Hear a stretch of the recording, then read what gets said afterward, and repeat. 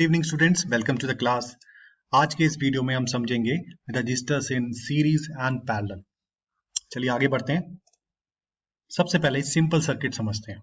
मैंने एक बैटरी ले ली जिसको एक रजिस्टर से कनेक्ट कर दिया और एक अमीटर है, एक वोल्ट मीटर है। आप देखेंगे वोल्ट मीटर के कनेक्शंस अलग हैं और अमीटर के अलग हैं। जब हेड टू हेड कनेक्शन होता है उसको पैरेलल कनेक्शन बोलते हैं। जब टेल टू हेड कनेक्शन होता है उसको सीरीज कनेक्शन बोलते हैं। तो वोल्ट मीटर का हेड और रजिस्टर का हेड, वोल्ट मीटर की टेल और रजिस्टर की टेल आपस में कनेक्टेड है। तो वोल्ट मीटर पैरेलल में कनेक्टेड है जबकि अमीटर सीरीज में कनेक्टेड है। तो ये डिफरेंस है पैरेलल और सीरीज का। वोल्ट मीटर सर्किट में वोल्टेज नापता है और हमेशा पैरेलल कनेक्ट होता है। सिमिलरली एमीटर सर्किट में कितना करंट फ्लो कर रहा है उसको मेजर करता है और वो सीरीज में कनेक्ट होता है। तो ये तो रही बात हमारी सिंपल सर्किट की। अब आगे बढ़ते हैं। Concept of potential and current, इसको समझते हैं। एक इलेक्ट्रिक फील्ड मैंने बनाया है जिसमें नेगेटिव चार्ज और पॉजिटिव चार्ज को कुछ दूरी पे हमने रख दिया है। तो इनके बीच में जो स्पेस है उसमें एक फील्ड डेवलप होता है, एक एनर्जी डेवलप होती है जिसको इलेक्ट्रिक फील्ड बोलते हैं।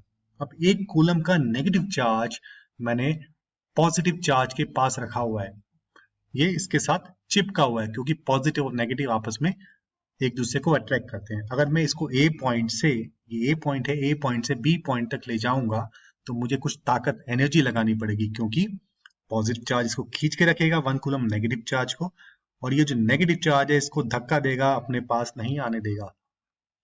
Amount of work done in moving 1 coulomb charge from point A to point B, उसको पोटेंशियल डिफरेंस बोलते हैं। बी पॉइंट पे पोटेंशियल कहलाएगा वीबी और ए पॉइंट पे पोटेंशियल कराएगा वी ए। पोटेंशियल डिफरेंस हो गया वीबी माइनस वी ए। तो ये कॉन्सेप्ट हुआ पोटेंशियल डिफरेंस का। करंट का कॉन्सेप्ट आप समझ चुके हैं, पिछले वीडियोस अगर आप देखेंगे आप समझ जाएंगे, फिर भी मैं थोड़ा क्लियर कर देता हूं। एक सिलेंड्रिकल वायर है जिसमें करंट फ्लो कर रहा है। इसके लिए हम समझ लेते हैं, मान लिया 1 2 3 4 5 इलेक्ट्रॉन्स हैं। वैसे ऐसा नहीं होता लेकिन समझने के लिए देख लीजिए। 5 इलेक्ट्रॉन्स पॉइंट ए पर हैं और 1 सेकंड के बाद यही 5 इलेक्ट्रॉन्स पॉइंट बी पर पहुंच जाते हैं। तो चार्ज, कितना चार्ज 1 सेकंड में फ्लो हुआ उसको हम करंट बोलते हैं। इसमें आप देखेंगे 1 2 3 4 5 इलेक्ट्रॉन्स। एक इलेक्ट्रॉन में चार्ज होता है 1.6 इंटू 10⁻⁹ कूलम। तो 5 इलेक्ट्रॉन में हो जाएगा 5 इंटू 1.6 इंटू 10⁻⁹ कूलम, यानी कि 8 इंटू 10⁻⁹ कूलम चार्ज 1 सेकंड में ए पॉइंट से बी पॉइंट गया। तो ये हमारा करंट बन गया 8 इंटू 10⁻⁹ एम्पियर्स करंट। ये कॉन्सेप्ट हो गया करंट का। चलिए आगे बढ़ते हैं। रजिस्टर इन सीरीज को समझते हैं। अब हमने क्या किया कि वोल्टेज V है और दो रेजिस्टेंस ले लिए R1 और R2। अब आप मुझे बताइए कैसे कनेक्टेड है। R1 का हेड A है, उसकी टेल B है, जबकि R2 का हेड B है और उसकी टेल D है। अब आप देखेंगे इसमें टेल टू हेड या हेड टू टेल कनेक्टेड है, यानी कि R1 और R2 सीरीज में है। एक एमीटर लगा हुआ है जो कि सीरीज में। अब हमें पता लगाना है कि जब रजिस्टर्स सीरीज में कनेक्ट होते हैं तो उसमें क्या कॉन्फ़िगरेशन बनती है, इक्विवेलेंट रेजिस्टेंस क्या होता है, करंट कैसे मेजर करते हैं। अब ये पाया गया कि AB पे जो वोल्टेज थी वो V1 वोल्ट मीटर से हमने मेजर की, जो कि आई V1। R2 रेजिस्टेंस के अक्रॉस हमने, दैट इज BD के अक्रॉस हमने वोल्टेज मेजर की जो कि आई V2। अब इन दोनों को हमने जोड़ा जो कि इस बैटरी की वोल्टेज के बराबर आ गई। तो हम लिख सकते हैं V is equal to V1 plus V2। अब जो सर्किट में जो करंट था हमने एमीटर से मेजर किया, I करंट फ्लो कर रहा था। सीरीज में जो करंट फ्लो करता है वो सेम ही फ्लो करता है, R1 और R2 में सेम ही करंट फ्लो करेगा। तो हम लिख सकते हैं V1 is equal to I into R1, similarly V2 is equal to I into R2। ये मैंने ओम्स लॉ लगाया है। ओम्स लॉ अगर आपने पढ़ना चाहते हैं तो मैंने लिंक दे दूंगा, आप उसको कॉन्सेप्ट क्लियर कर सकते हैं। तो हम ये जो इक्वेशन है हमारी V is equal to V1 plus V2, इसको ऐसे भी लिख सकते हैं। V is equal to V1 की जगह मैंने लिख दिया I इंटू R1 और V2 की जगह लिख दिया I इंटू R2। तो हमारी इक्वेशन बन गई V is equal to I into I मैंने कॉमन ले लिया, R1 प्लस R2 ब्रैकेट में आ गया। अब आप देखेंगे मैंने R1 प्लस R2 को R डैश से रिप्लेस कर दिया, जबकि R डैश क्या है, इक्विवेलेंट रेजिस्टेंस है, जो कि क्या है, sum of two resistances connected in series. तो एक चीज ये पता लगी, जब सीरीज में रेजिस्टेंस कनेक्ट होते हैं तो इक्विवेलेंट जो रेजिस्टेंस बनता है वो उनका सम होता है। तो हम इसको ऐसे लिख सकते हैं, इक्विवेलेंट डायग्राम बना सकते हैं। अगर मैं वो जो पिछला आपने देखा था उसको, उसकी जगह मैं दोनों रेजिस्टेंस को जोड़ के एक सिंगल रेजिस्टेंस लगा दूं तो एक ही बात होगी। तो इक्विवेलेंट सर्किट क्या हो गया, मैंने क्या किया, R1 प्लस R2 को जोड़ के एक दूसरा उसका जो सम था वो रेजिस्टेंस मैंने सर्किट में लगा दिया। सीरीज में इक्विवेलेंट रेजिस्टेंस क्या होगा, R डैश, अगर n रेजिस्टेंस कनेक्टेड है सीरीज में, R dash is equal to R1 plus R2 plus R3 plus Rn। तो ये तो बात हुई रेजिस्टर्स इन सीरीज की। आगे बढ़ते हैं, एक न्यूमेरिकल समझ लेते हैं जिससे आपको और क्लियर हो जाएगा। Find the current in the circuit when three resistors of 6 ohms, 8 ohms and 10 ohms are connected in series with a 12 volts battery। B जिसका वोल्टेज है 12 वोल्ट्स, तीन रेजिस्टेंसेस को सीरीज में कनेक्ट कर दिया, यानी कि हेड टेल इस तरीके से कनेक्ट कर दिया, 6 ओम, 8 ओम और 10 ओम। अब हमें सर्किट में कितना करंट फ्लो कर रहा है वो निकालना है। अभी आपने देखा था जब सीरीज में रेजिस्टेंस कनेक्ट होते हैं तो इक्विवेलेंट रेजिस्टेंस क्या बन जाता है, उनका सम बन जाता है। तो मैंने क्या लिखा, we know that when resistors are connected in series the equivalent resistance is sum of the three resistances, that is 6 ohms plus 8 ohms plus 10 ohms, जो कि आ गया हमारा 24 ohms। तो इस पूरे सर्किट डायग्राम को मैं कैसे लिख सकता हूं, कैसे बना सकता हूं, इन तीनों को हटा के मैं 24 ओम का एक रेजिस्टेंस लगा देता हूं, एक ही बात है। तो मैंने क्या किया, उन तीनों को हटा के उनका सम के बराबर जो आया 24 ओम्स वो मैंने लगा दिया। वोल्टेज 12 वोल्ट थी और रेजिस्टेंस हमारा आ गया 24 ओम्स। अब आप देखेंगे एक सिंपल सर्किट बन गया जिसमें हम आराम से ओम्स लॉ लगा देंगे, V is equal to I R dash, जबकि R डैश क्या है, 24 ओम्स, वोल्टेज हमारी 12 वोल्ट है, करंट आ जाएगा हमारा 0.5 एम्पियर। तो इस तरीके से हमने सीरीज में करंट कैसे फाइंड करते हैं उसको निकाल लिया।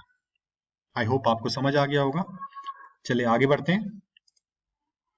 रजिस्टर्स इन पैरेलल में जब रजिस्टर्स कनेक्ट होते हैं तो इक्विवेलेंट रेजिस्टेंस क्या होता है उसको समझते हैं। वो एक डायग्राम है आपके सामने, बैटरी है जिसमें दो रेजिस्टेंस, आप देखिए इसका भी R1 का हेड R2 का हेड एक साथ कनेक्टेड है, R1 की टेल और R2 की टेल पॉइंट बी पर एक साथ कनेक्टेड है। तो ये हेड टेल कनेक्टेड है, यानी कि ये पैरेलल में कनेक्टेड है।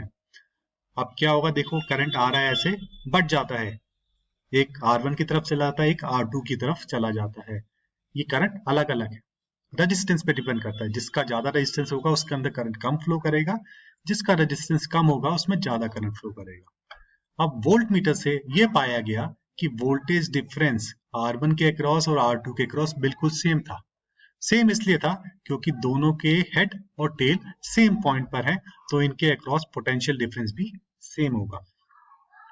तो हमने जो करंट था, दैट इज जो करंट आया वो I1 प्लस I2 आया, और जो मेन सर्किट में करंट था वो इन दोनों का सम था।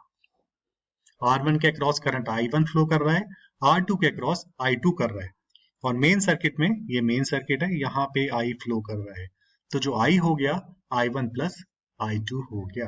अब आपको पता है ओम्स लॉ क्या कहता है, V is equal to IR कहता है। अब इसको ट्रांसपोज कर देंगे, R को हम लेफ्ट हैंड साइड ले आएंगे तो I हो जाएगा हमारा V अपॉन R।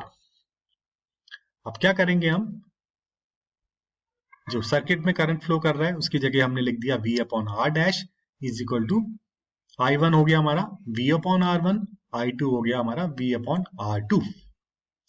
अब B हम कॉमन ले लेंगे जो कि यहां से यहां कैंसल आउट हो जाएगा, तो हमारी इक्वेशन बन जाएगी 1 upon R dash is equal to 1 upon R1 plus 1 upon R2।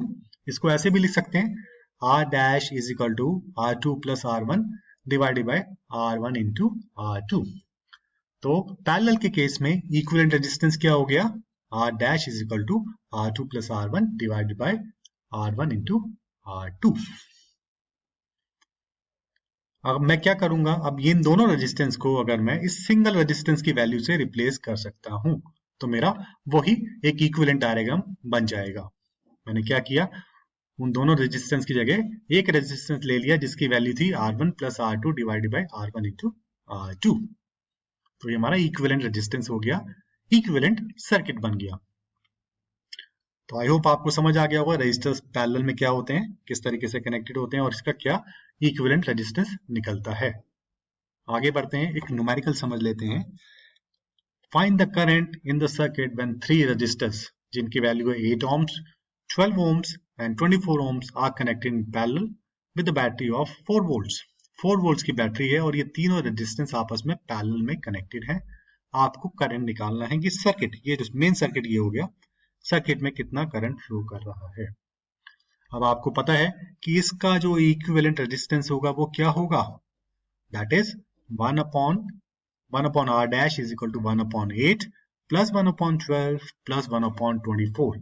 अब इन तीनों का हम एलसीएम लेंगे तो एलसीएम 24 आएगा, यहाँ पे 3 आ जाएगा, दूसरे वाले में 2 और थर्ड में 1 आ जाएगा। इन सबको ऐड करेंगे तो हमारा 1 upon R dash आ गया 6 upon 24 या 1 upon R dash is equal to 1 upon 4, जिससे हमारा R dash आ गया, इक्विवेलेंट रेजिस्टेंस आ गया 4 ohms। तो इस पूरे जो ये जो पैरेलल कॉन्फ़िगरेशन है, इसकी जगह मैं अगर 4 ओम का रेजिस्टेंस लगा दूं, एक ही बात है। तो मैंने क्या किया, इसके जगह 4 ओम का रेजिस्टेंस लगा दिया और मेरा एक सिंपल सा सर्किट बन गया। अब मैं इसमें आराम से ओम्स लॉ लगाऊंगा और सर्किट में करंट फाइंड कर लूंगा।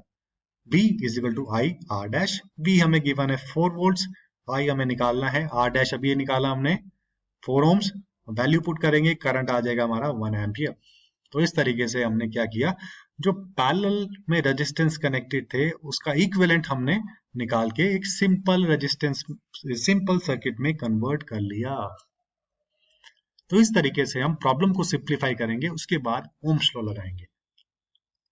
अब इसको समराइज कर लेते हैं। Voltage is the amount of work done in moving 1 coulomb of charge from one point to another.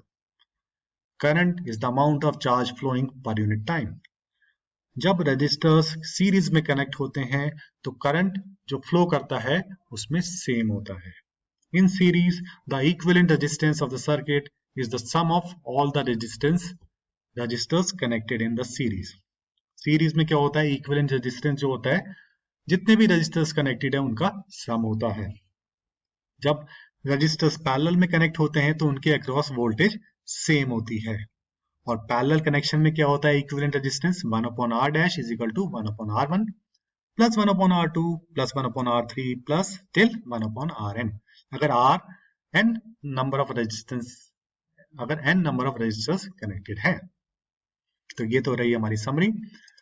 अब आपके लिए एक प्रैक्टिस क्वेश्चन है, आपको करंट फाइंड करना है। सर्किट आपके सामने है, 3 रेजिस्टेंसेस 12 ओम, 6 ओम और 4 ओम आपस में पैरेलल में कनेक्टेड है और बैटरी की वोल्टेज है 6 वोल्ट। आपको पता लगाना है कि सर्किट में कितना करंट फ्लो करेगा।